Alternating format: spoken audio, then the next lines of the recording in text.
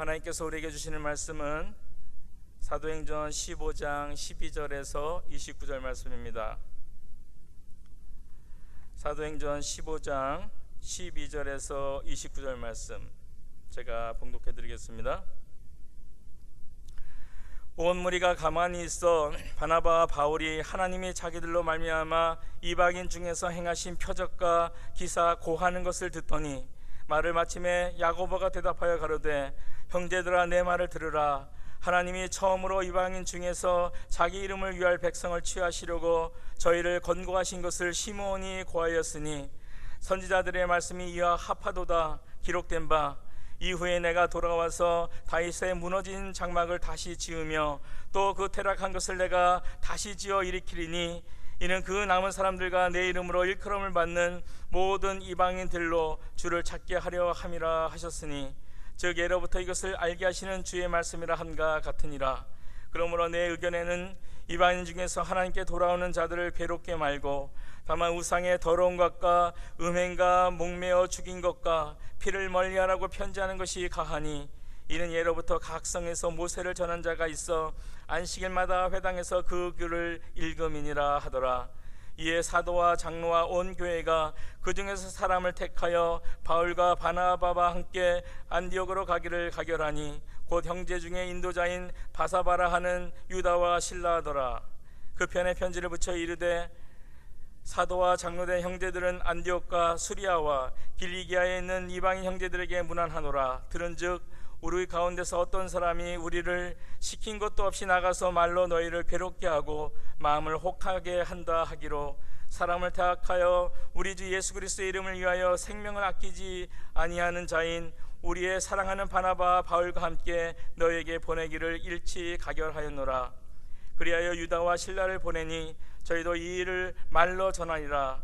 성령과 우리는 이 요긴한 것들을 외에 아무 짐도 너에게 지우지 아니하는 것이 가한 줄 알았노니 우살의 재물과 피와 목매어 죽인 것과 음행을 멀리 할지니라. 이에 스스로 삼게 하면 잘 되리라. 편안함을 원하노라 하였더라. 아멘. 오늘은 성령과 우리라는 제목으로 함께 은혜를 나누고자 합니다. 사람들이 사는 곳에서는 언제나 적지 않은 다툼이 일어나기 마련이죠. 자유로운 사회뿐 아니라 독재 사회도 마찬가지예요. 아무리 폐쇄 사회라고 해도 거기에도 적지 않은 다툼이 있다는 것이죠. 그래서 모든 사회마다 까다로운 법을 만들어 가는 거죠. 사회가 발전하면 발전할수록 법들이 더 많아집니다. 그리고 세분화돼 가요. 탄핵법도 있고 세법도 있고 국제법도 있고 너무나 다양해져 갑니다. 그 이유가 뭘까요? 그만큼 끊이지 않은 다툼들이 있기 때문입니다. 심지어 오늘 본문을 보면 주님의 일에도 적지 않은 다툼이 생기게 되어 있어요. 동일한 믿음과 동일한 주를 섬기고 사역을 하면서도 적지 않은 다툼이 일어난다는 것이죠. 사도행전 15장에는 크게 두 종류의 다툼을 다루고 있어요. 우리가 읽지 않았지만 36절 이후에는 제2차 선교 여행을 앞두고 바울과 바나바가 다투게 됩니다. 신앙적으로 굉장히 성숙한 부인데도 이렇게 다투는 일이 벌어지네요. 마가 때문에 벌어졌습니다. 마가가 1차 여행 때 슬그머니 도망갔기 때문에 이 마가를 데리고 선교여행을 가자는 바나바와 그래서는 안 된다고 한번 이렇게 도망간 사람은 또 도망갈 수 있다는 것 때문에 데리고 갈 수 없다는 바울과 팽팽히 맞서다가 결국은 두 팀으로 나눠서 가죠. 그렇게 해결을 했습니다. 또한 오늘 본문을 보면 교회 안에 적지 않은 또 다툼이 일어났어요. 논쟁이 일어났는데 그 결과를 어떻게 이끌어가기를 원했냐면 한 마음 한 뜻으로 가기를 원하게 해결을 했습니다. 다툼의 문제는 구원에 관한 것이었어요. 예수 그리스도의 복음이 전해지면서 많은 유대인들이 먼저 예수님을 믿었습니다. 그때는 별로 문제가 되지 않았어요. 그런데 이방인들이 예수를 믿고 기독교로 들어오면서 문제가 발생한 것이에요. 그 문제가 뭐냐면 율법과 할례에 대한 문제였어요. 유대인들은 율법 그 자체가 사실은 삶이었죠. 그래서 율법에 따라 사는 것은 그리 큰 문제가 아니었어요. 그런데 할례조차도 아주 자연스러운 그들이었어요. 그런데 이방인들에게 있어서는 이 율법과 할례가 큰 문제였던 것입니다. 여기에 유대 그리스도인 중에는 어떤 사람은 이방인이 그리스도인이 된 이상 우리 유대인과 동일하게 율법을 지켜야 되고 할례를 받아야 된다고 강력하게 주장했어요.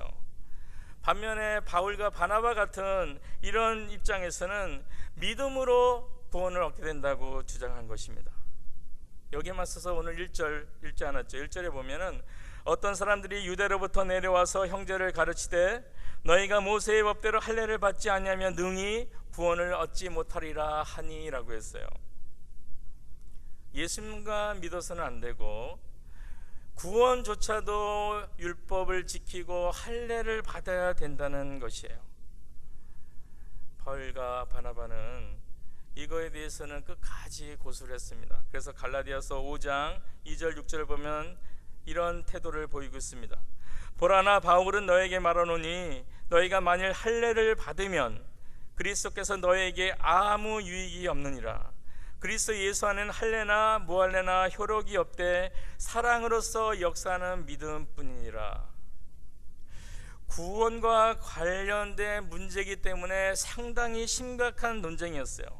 지금 우리가 생각하는 그 정도가 아니고 그 당시에는 정말 너무 심각한 문제로 부딪히고 있었다는 것입니다.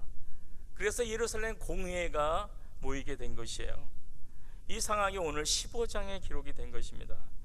이 회를 통해서 교회는 올바른 구원관을 확립하게 됐어요. 만약 이때 이 부분이 제대로 되지 않아서 예수님을 믿음으로 구원을 갖게 된다는 이 구원론을 정리하지 않았다면 아마 교회는 큰 혼란에 빠졌을 것입니다.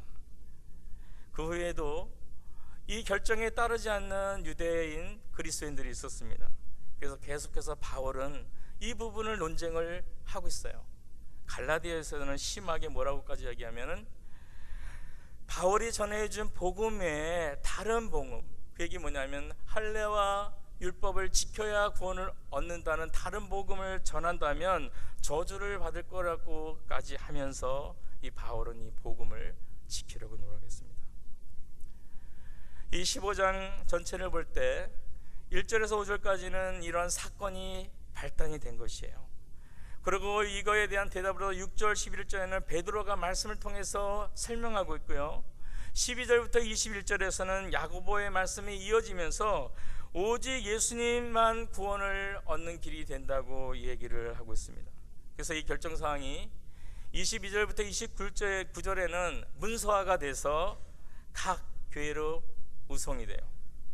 그리고 30에서 35절에서 이방 사람들이 그럼 지켜야 될 건 무엇인가가 구체적으로 설명이 되고 있는데, 오늘 본문 중에 우리가 좀 특별히 집중해서 봐야 될 부분은 27절에서 29절 말씀입니다. 그리하여 유다와 실라를 보내니 저희도 이 일을 말로 전하리라.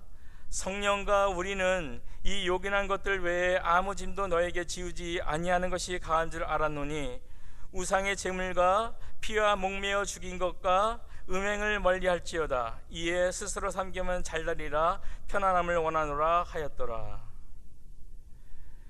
율법과 할례에 관해서 이방인 그리스도인들에게 짐으로 지우지 말라는 얘기예요. 그리고 이 세 가지만 우리가 하자고 얘기를 했습니다. 그런데 여기서 그 법이 발표되는 그 주체가 누구가 하면 성령과 우리라고 이렇게 얘기하고 있습니다. 예루살렘 공회가 아니라 성령과 우리가 이런 결정을 했다는 것이에요. 비록 교회 안에 다툼과 변론이 있었지만 성령께서 구원의 올바른 교리를 깨닫게 했다는 것이죠. 예루살렘 공회가 이런 결정을 내린 것은 어떤 인간적인 생각이나 인간적인 방법이 아니고 성령께서 간접하셔서 역사하셨다는 것을 이야기하고 있는 것이에요. 그렇기 때문에 이 문제에 대해서 우리가 더 이상 다투지 말자라고 얘기를 한 것입니다. 그들은 자기들의 권위를 내세우기 위해서 성령을 갖다 붙인 것이 아닙니다. 그 당시에 교회에 정말 성령을 통해서 문제 해결을 하고자 하는 간절한 마음을 가지고 성령과 교제를 했다는 것이에요. 교회의 주체는 성령님이라는 것이죠. 성령께서 이 땅에 오심으로 교회가 세워졌습니다. 그렇기 때문에 교회는 이 성령 공동체가 되어야 되는 거고, 교회의 성도는 성령이 교회에게 하시는 말씀에 항상 귀를 기울여야 되는 것입니다. 성령의 깨닫게 하신 뜻 가운데서 우리가 순종하면서 나가는 것이 교회와 성도들의 마땅한 바예요. 그런데 이 성령께서 어떻게 우리에게 하나님의 뜻인지 알려줄 수 있는지를 우리가 어떤 방법으로 알게 될까를 궁금해할 때가 많지요. 오늘 본문을 통해서 베드로와 야고보가 어떻게 이 성령의 말씀과 그 음성을 깨달을 수 있었는지 우리 함께 그것을 나누고자 합니다. 첫 번째로 베드로의 말씀에 나타난 성령의 뜻을 구별하는 방법은 이거였어요. 베드로는 하나님의 뜻이 무엇인지를 먼저 이야기했다는 것이죠. 8절부터 11절입니다. 베드로가 많은 변론을 들은 후에 일어나 말합니다. 또 마음을 아시는 하나님이 우리에게 같이 저에게도 성령을 주어 증거하시고 믿음으로 저희 마음을 깨끗하게 하사 저희나 우리가 분간치 아니하였느니라. 그런데 지금 너희가 어찌하여 하나님을 시험하여 우리 조상과 우리도 능히 매지 못하던 멍에를 제자의 목에 두려 하느냐. 그러나 우리가 저희와 동일하게 주 예수의 은혜로 구원받는 줄을 믿노라 하니라. 무슨 의미입니까? 하나님께서는 차별이 없으시는 분이라는 것이에요. 유대인들과 이방인들과 동일하게 성령을 부어 증거하시고 믿음으로 저희 마음을 깨끗하게 하시고 주님의 그 은혜로 구원을 받게 하시는 하나님이라는 것을 설명하고 있어요. 베드로가 어떻게 이런 하나님의 뜻을 확신할 수 있었습니까? 하나님의 뜻이 이방인도 동일하게 구원을 얻는다는 것을 어떻게 알았을까요? 성령의 인도함을 받고 이방인에게 복음을 전해본 경험이 있기 때문이에요. 베드로는 그전에는 이방인들을 부정하기 때문에 그들과 상관하는 것은 불가능하다고 생각하고 있었습니다. 그런데 우리가 지난번에 살펴본 것처럼 베드로가 고넬료라는 이방인들에게 선교를 전도를 가기 전에 성령의 부르심을 받아요. 그는 먼저 환상을 보죠. 각종 짐승이 담겨있는 보자기가 내려와서 하늘로 올라가는 3번의 그런 환상을 보면서 그 짐승을 잡아먹으라 라는 말씀을 듣습니다. 그때 베드로는 먹을 수 없다고 했지만 성령께서는 하나님이 거룩히 하신 것을 너희가 속되다 하지 말라 하시면서 먹으라 하였고, 고넬료에서 사람이 찾아올 때 성령이 두려워 말고 그들을 만나라고 예시를 했습니다. 그리고 베드로가 그들을 따라서 고넬료의 집에 갔을 때 거기에 많은 가족들이 이미 준비되어 있었고, 거기서 베드로가 복음을 전하기 시작하여서 예수 그리스도에 대한 복음을 시작하자마자 고넬료 모든 가족에게 성령이 임하심을 경험했다 그랬어요. 그곳에서 찬양이 있었고 그것에 회개가 있었다는 얘기를 하는 것입니다. 사도행전 11장 18절 하반절을 보면 하나님께서 이방인에게도 생명 얻는 회개를 주셨다 하니라는 이런 고백을 한 것이에요. 성령이 임한 곳에는 상징적으로 찬양과 회개가 따라오게 되어 있는 것입니다. 하나님께서는 이처럼 이방인들도 유대인과 동일하게 차별하지 않고 성령을 부어주시고 구원을 얻도록 인도하셨다는 것이에요. 그렇기 때문에 예수 그리스도가 우리를 위하여서 십자가에 대신 죽으신 것 하나로 우리는 구원받기에 충분한 것입니다. 거기는 어떤 인간의 노력이나 행위나 착한 일이 첨가될 수 없는 일이에요. 지금 제가 착한 일을 하지 말라는 것이 아닙니다. 그게 아니고 구원받는 데 있어서는 우리 사람들의 선행은 아무런 역할도 아무런 도움도 될 수 없다는 것이에요. 아무도 착한 일을 한다고 구원받을 수는 없다는 것입니다. 어느 종교단체가 무슨 얘기를 하든 선한 일을 행함으로 구원받을 길은 없다는 것을 얘기하는 것이에요. 오직 예수 그리스도를 믿음으로 구원을 얻게 되는 것입니다. 100% 하나님의 은혜라는 것이죠. 오직 하나님을 믿음으로, 예수 그리스도의 그 구속에 보일 믿음으로 구원을 얻게 된다는 이 진리를 우리도 반드시 지키기 바라요. 세상의 어떤 이야기들과 세상의 어떤 상식들과 거기에 흔들리지 않기 바랍니다. 그리고 오직 믿음밖에는 구원받을 길이 없기 때문에 이 진리를 믿지 않는 우리 이웃에게 지혜롭게 전해주는 그런 복된 삶을 살길 바라요. 이렇게 증언을 한 베드로는 회심하고 돌아온 이방인들에게 할례를 행하고 율법을 지키라고 명하는 그들에게 10절에 이렇게 말합니다. 너희가 어찌하여 하나님을 시험하여 우리 조상과 우리도 능히 매지 못하던 멍에를 제자들 목에 두려워하느냐. 너희가 이렇게 율법과 할례를 지키라고 하는 것은 하나님을 시험하는 것이라고 말하고 있어요. 하나님께서 명하지 않은 것을 고집하고 주장하는 것이 바로 하나님을 시험하는 것이기 때문이에요. 과거에 이스라엘 백성들은 광야에서 하나님을 시험했습니다. 어떻게 시험했습니까? 그들이 하나님께서 광야의 길로 인도했는데 그들은 거기서 그 어려움과 난관을 믿음으로 이겨내고 순종했어야 되는데 하나님을 원망하고 불순종했던 일이 있었습니다. 출애굽기 16장 3절을 보면 이제 우리는 죽었다. 여호와는 왜 우리를 애굽에 가만히 내버리지 않고 이렇게 광야로 데리고 나와서 죽게 하는가라고 원망했고요. 출애굽기 17장 2절을 보면 백성이 모세와 다투어 가로되 우리에게 물을 주어 마시게 하라 하자 모세가 그들에게 이르되 너희가 어찌하여 나와 다투느냐 너희가 어찌하여 여호와를 시험하느냐라고 했어요. 하나님의 말씀을 대언하는 모세에게 다툴 때 하나님한테 시험한다는 얘기를 한 것이에요. 민수기 14장 22절에 23절을 보면은 나의 영광과 애국과 강해에서 행한 나의 이적을 보고도 이같이 10번이나 나를 시험하고 내 목소리를 청정하지 아니한 그 사람들은 내가 그 조상들에게 맹세한 땅을 결탄코 보지 못할 것이요 또 나를 멸시하는 사람은 하나라도 그것을 보지 못하리라 이렇게 얘기를 했습니다. 하나님의 인도와 지시를 거부하는 것이 바로 하나님을 시험하는 것이며 그뿐 아니라 하나님을 멸시하는 것이라고 지금 성경은 얘기하고 있어요. 성령의 동행의 표시는 아까 찬양과 회개라고 말씀드렸어요.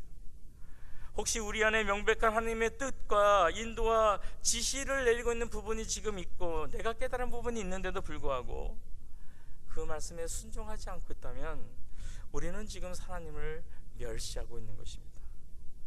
우리의 생활 가운데 원망과 불평이 가득 차 있다면 지금 우리는 성령과 동행하고 있지 않은 것이에요.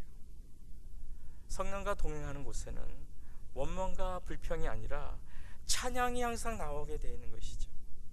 성령과 동행하는 곳에는 하나님의 뜻과 그 인도하심에 거부하고 거절하는 것이 아니라 하나님과 그 말씀 앞에 겸손히 순복하는 순종이 있다는 것이에요.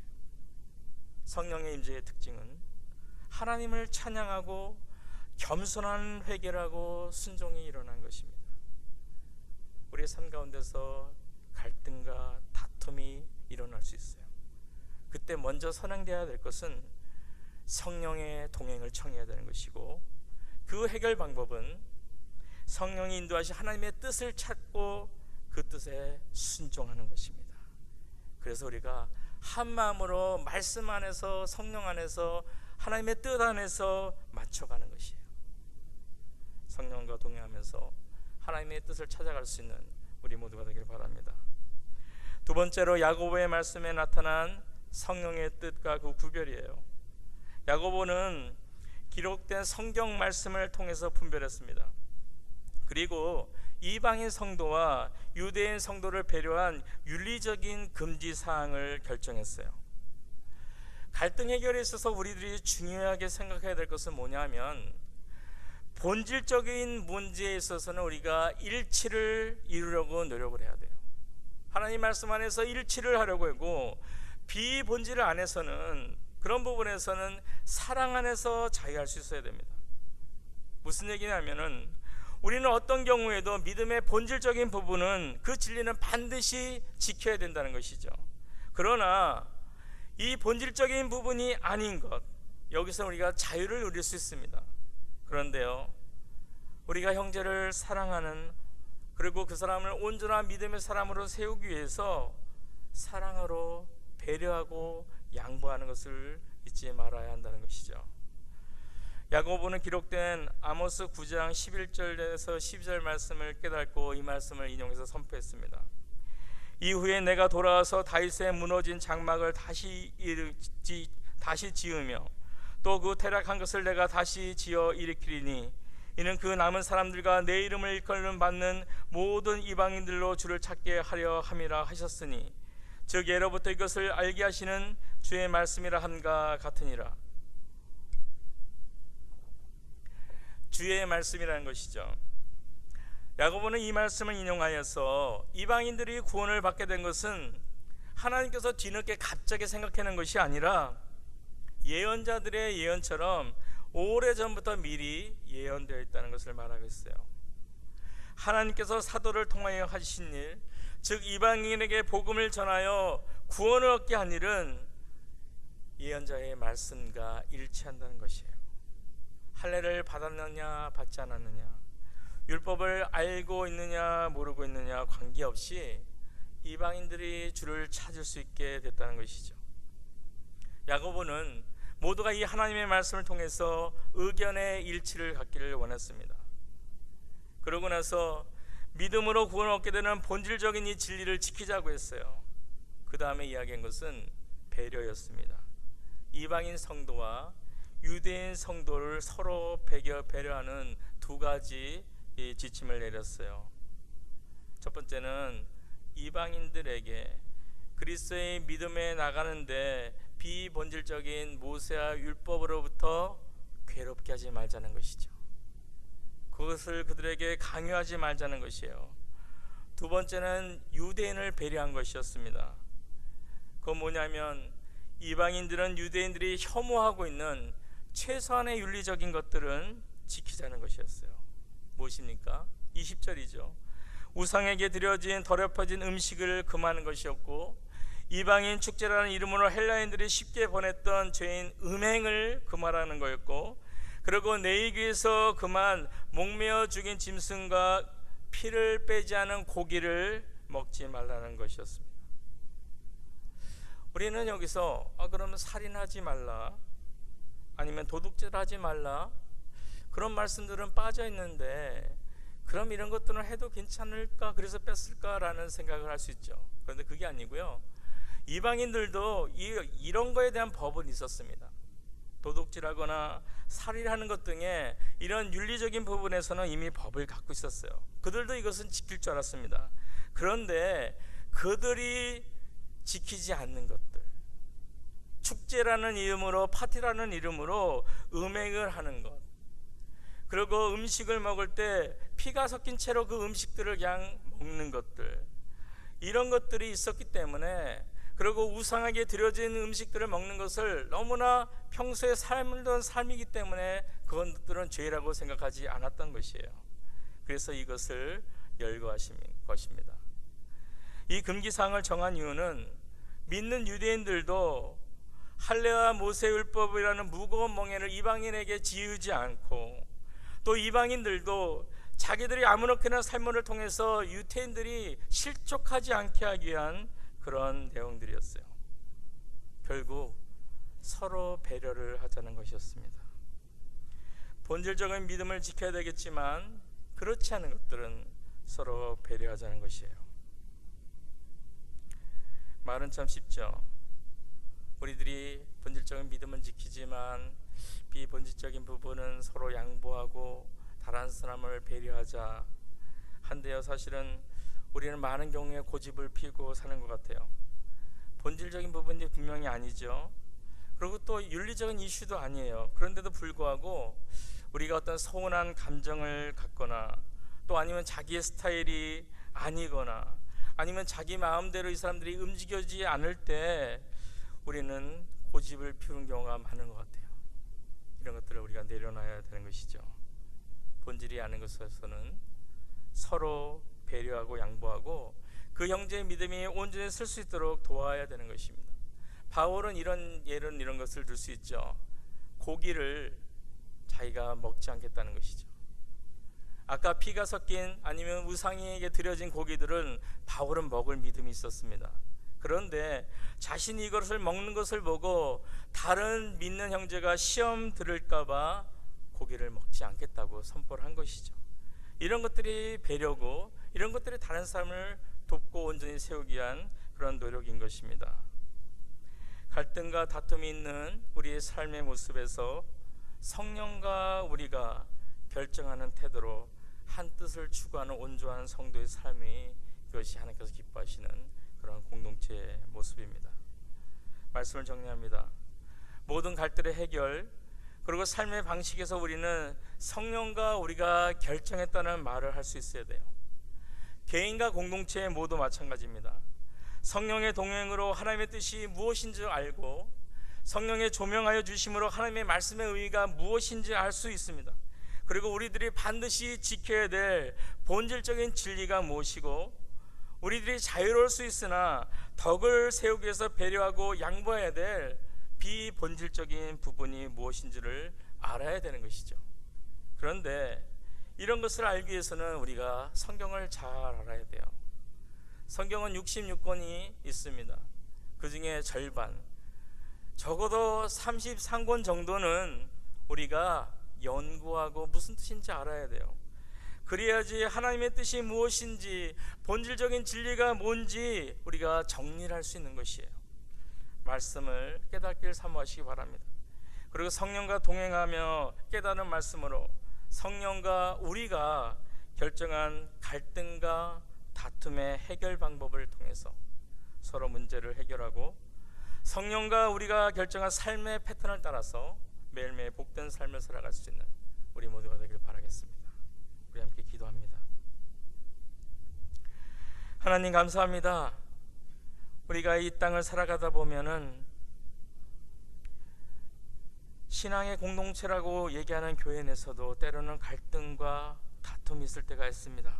하나님, 우리가 일반적으로 생활하는 사회 속에서도 그런 일을 경험하겠지만, 우리가 이런 갈등과 타협, 이런 다툼이 있는 가운데서 우리가 먼저 하나님의 뜻을 구할 수 있는 자들이 되길 원합니다.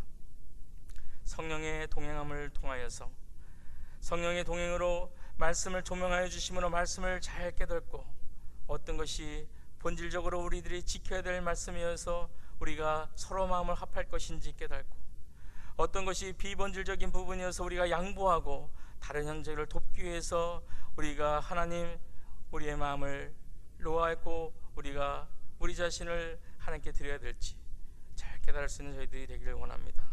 하나님, 말씀을 깨닫기를 사모할 수 있는 그런 마음을 우리에게 주셔서 말씀을 깨닫고 말씀에 순종하면서 우리의 삶 가운데서 정말 복된 삶의 패턴을 살아갈 수 있는 우리 모두가 될 수 있도록 도와주시옵소서. 우리 주 예수님의 이름으로 기도합니다.